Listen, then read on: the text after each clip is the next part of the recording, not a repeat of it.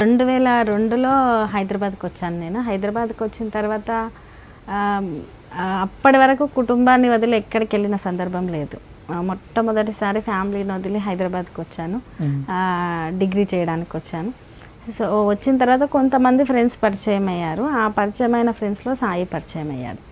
ఆ సాయి పరిచయం అయినాక సాయితో పాటు స్టూడెంట్ ఉద్యమాలు పరిచయం కావడం.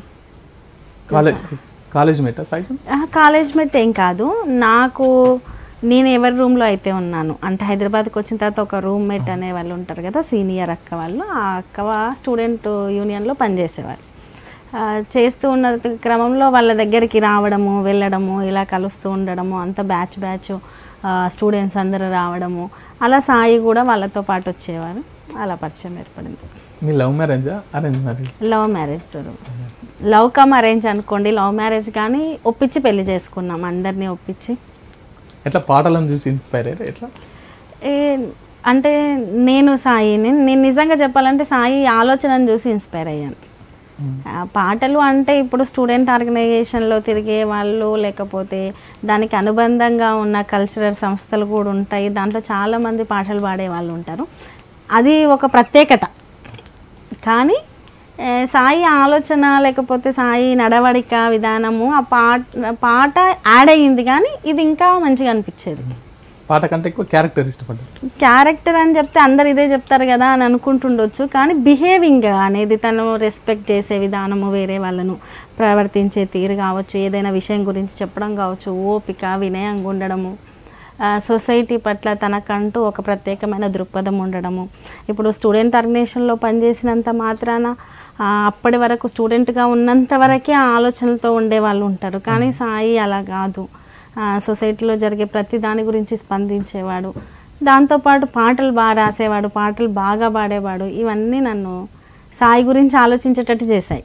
ఇప్పుడు ఒక కవి అంటే చాలా ఘర్షణ, తనకు తాను చాలా ఘర్షణ పడాలి. అలాగే మళ్ళీ ఉద్యమకారుడు, స్టూడెంట్ లీడరు, టైం అంతా దీనికే సరిపోతుంది. మరి మీకు టైం ఇచ్చేవాడు ఎట్లా? అంటే నేను కూడా తనతో పాటే వెళ్ళేదాన్ని కదా. మేమిద్దరము అంటే తను ఏ పనిలో చేస్తున్నాడో, ఏ ఆలోచనలో ఉన్నాడో దాన్ని నేను పంచుకోవడము, తనతో పాటు జర్నీ చేసే క్రమంలో అదే సంతోషంగా ఫీల్ అయ్యేదాన్ని. అంటే నన్ను కూడా అలాగే మోటివేట్ చేసేవాడు. మీరు కూడా ఉద్యమంలో భాగమైపోయినారు. నేను కూడా ఉద్యమంలో భాగమైపోయాను. ఉద్యమం ఎందుకు అవసరము, ఏంటి ఇటువంటి విషయాలు, ఇక అనేక సామాజిక కోణమైన అనేక విషయాలను నాతో చెప్పడము. అంటే ఇప్పట్లాగా లేదు, అప్పుడు పరిస్థితులు వేరు. అప్పుడు ఇంకా ఫోన్లు లేని పరిస్థితి, జస్ట్ టెక్నాలజీ అంత లేని పరిస్థితి. కలిసే వాళ్ళం, మాట్లాడుకునే వాళ్ళం. ఇచ్చే కొంచెం టైం అయినా సరే చాలా వాల్యుబుల్ టైం ఇచ్చేవాడు. సాయి చంద్ అన్న పాటలు పాడుతుంటారు కదా, ఆ పాటలు కొంతమందికి నచ్చవు, నెగిటివ్ కామెంట్స్ పెడుతుంటారు, కొంతమంది తిడుతుంటారు కూడా.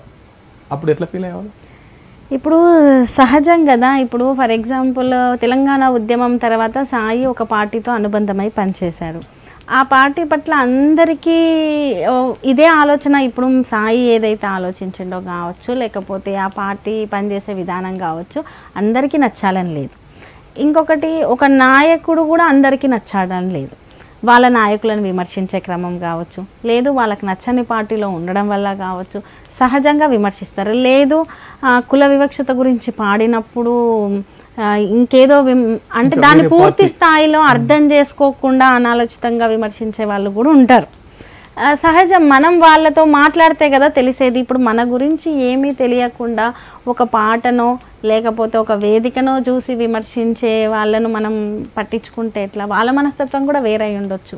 వాళ్ళు మనతో కలిసి లేకపోతే వాళ్ళ ఎందుకు విమర్శిస్తున్నారో షేర్ చేసుకుంటే, యువతలి వాళ్ళ అభిప్రాయం ఏంటో తెలుసుకుంటే అప్పుడు తెలిసిపోద్ది వాళ్ళు విమర్శించేది కరెక్టా కాదా ఏంటి అనేది.